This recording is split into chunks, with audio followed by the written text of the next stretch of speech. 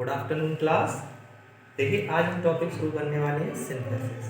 कौन सा topic? Synthesis. Synthesis का नाम होता है हिंदी में संश्लेषण, लेकिन ये जो संश्लेषण है ये तो इसका हिंदी नाम है। अगर मैं इसको थोड़ा सा बताऊं तो सिंथेसिस का मतलब होता है टू कंबाइन। सिंथेसिस का मतलब क्या होता है? To combine. To combine, combine का मतलब होता है जोड़ना। कंबाइन का मतलब होता है जोड़ना। अब अगर मैंने जोड़ने की बात करी तो मैं क्या चीज जोड़ूंगा? तो सिंथेसिस में हम करते हैं टू कंबाइन दी टू और मोर सिंपल सेंटेंसेस। टू और more simple sentences and make a new simple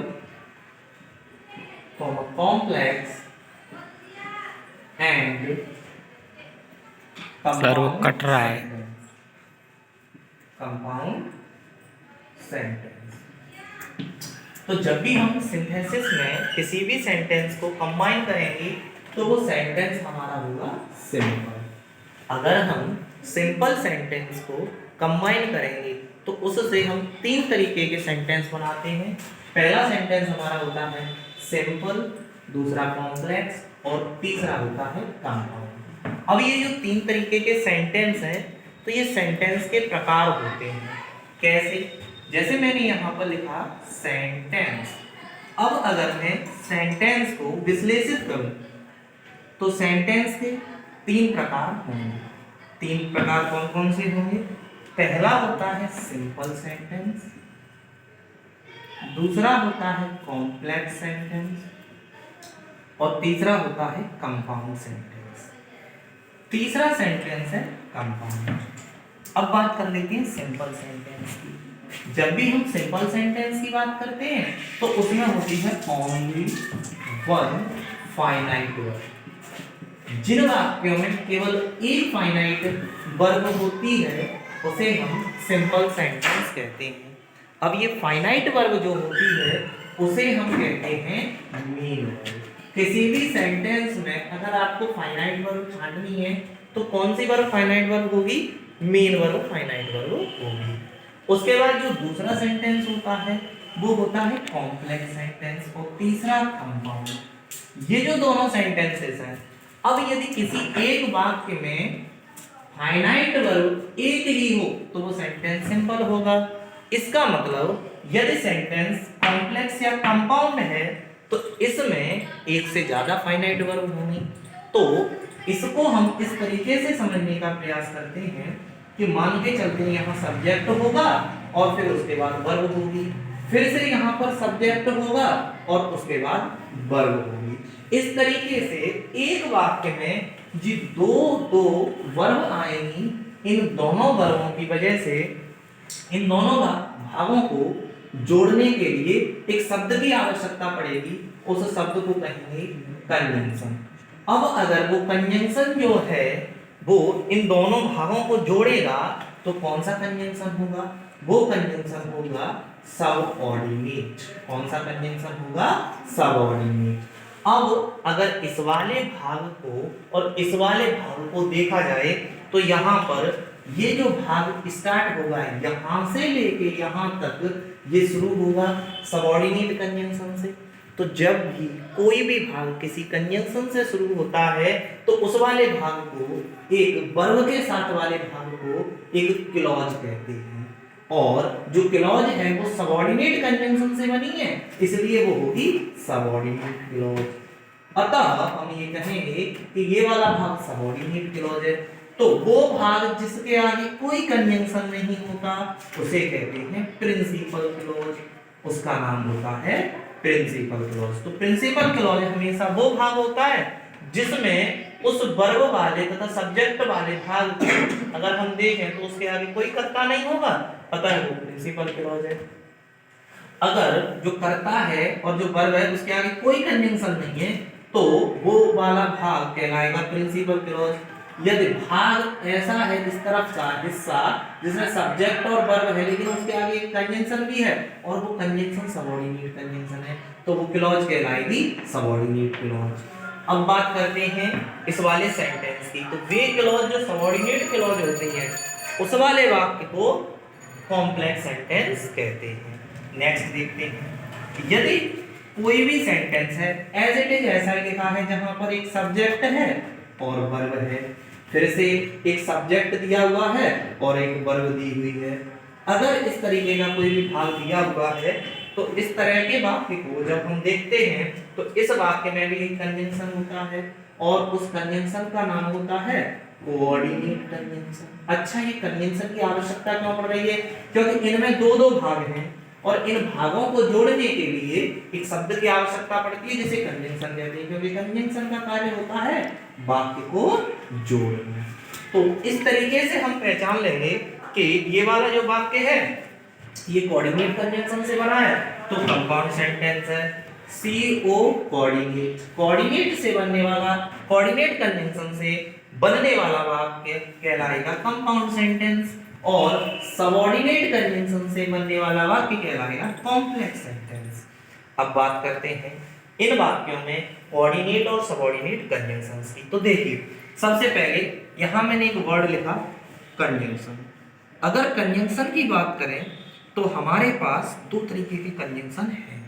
पहले का नाम है सबऑर्डिनेट और दूसरे का नाम है कोऑर्डिनेट। ये दोनों ही शब्द जो हैं वो हमें बताते हैं कि हम कंजंक्शन है। तो कोऑर्डिनेट और सबऑर्डिनेट कंजंक्शंस की बात करें तो इनका कार्य होता है वाक्यों को जोड़ना और इनके होते हैं कुछ प्रकार। तो इसमें सबसे पहले हम बात करेंगे कोऑर्डिनेट कंजंक्शन की, क्योंकि नीचे जगह कोऑर्डिनेट के पास है इसलिए यहाँ कोऑर्डिनेट के लिए बात कर लेते हैं। देखो कोऑर्डिनेट कंजंक्शन चार प्रकार के होते हैं। कोऑर्डिनेट कंजंक्शन कितने प्रकार के होते हैं? चार। पहले का नाम, दूसरे का नाम, तीसरे का नाम। वाक्य में नाम नहीं पूछा जाएगा, वाक्य में क्या पूछा जाएगा? कंजंक्शन। वाक्य में क्या प्रयोग करना पड़ेगा हमें? कंजंक्शन। सर एक मिनट रुको। वाक्य में प्रयोग करना पड़ेगा कंजंक्शन।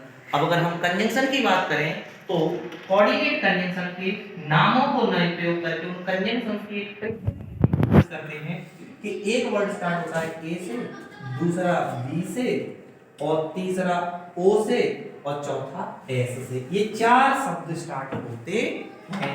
कैसे कैसे? देखो ए से बना एंड, बी से बना वर्ड, ओ से बना और एस से बना सो। अब अगर ये कंजंक्शंस बने हैं तो इनको समझते हैं। एंड के नीचे आता है बोथ एंड। क्या आता है? Both and. और इसके नीचे एक वर्ड आता है एज वेल एज। इसके नीचे एक और वर्ड आता है जिसे हम कहते हैं नॉट ओनली बट ऑल्सो। क्या कहते हैं? Not only but also. अब इसके आगे आता है बट। यहाँ पर ये तो बट ऑल्सो होगा, वो नॉट ओनली के साथ आएगा, लेकिन यहाँ जो बट है इसकी कैटेगरी में होता है स्टिल और येट। कभी कभी ओनली लिखा मिल जाता है यहाँ अलग से। आगे देखते हैं और की कैटेगरी में आता है आइदर और, नाइदर नॉर, और लिखा मिलता है हमें कभी कभी अदरवाइज। और अदरवाइज से ओ से स्टार्ट होने वाला वर्ड है तो ये हमारा कोऑर्डिनेट कंजंक्शन में आएगा। अब सो के कैटेगरी में आता है देयरफॉर। एक वर्ड होता है जिसे हम कहते हैं फॉर, एक वर्ड होता है जिसे हम कहते हैं कॉन्सिक्वेंटली। कभी कभी एक वर्ड और आता है, चलो इस बड़े से शब्द को हटा देते हैं, एक छोटा शब्द लिखते हैं हैंड्स, क्योंकि सामने चार चार लिखे हैं तो चार ही चार समझते हैं। तो अब इनके हिंदी मतलब थोड़ी से देख लेते हैं। देखो एंड माने होता है और, या फिर होता है तथा, बट माने होता है लेकिन, या फिर होता है फिर भी। तो ये सब जो मैंने अर्थ लिखे हैं ये इन चार के लिए भी उपयोग होंगे। अब यहां है और का मतलब होता है अथवा, या भी होता है। सो का मतलब होता है इसलिए, इसलिए और अतः, इसलिए अतः। अच्छा, इसमें ये जो दो शब्द हैं, जैसे यहाँ नॉट ओनली बट ऑल्सो है, तथा और ये तो एक तीन का हो जाता है। नॉट ओनली बट ऑल्सो के लिए हम कह सकते हैं केवल ही नहीं डॉट डॉट डॉट बल्कि। वही यदि हम आइदर और को कहें तो या से शुरू होने वाला यहां या पे खत्म होता है, और ये होता है न तो डॉट डॉट डॉट ना, और अदरवाइज माने तो अन्यथा होता ही है, और ये सब इसके अर्थ हैं। तो ये मैंने चार जो आपको कैटेगरीज बताई हैं कंजंक्शंस की, एक बार इन्हें फिर से समझते हैं।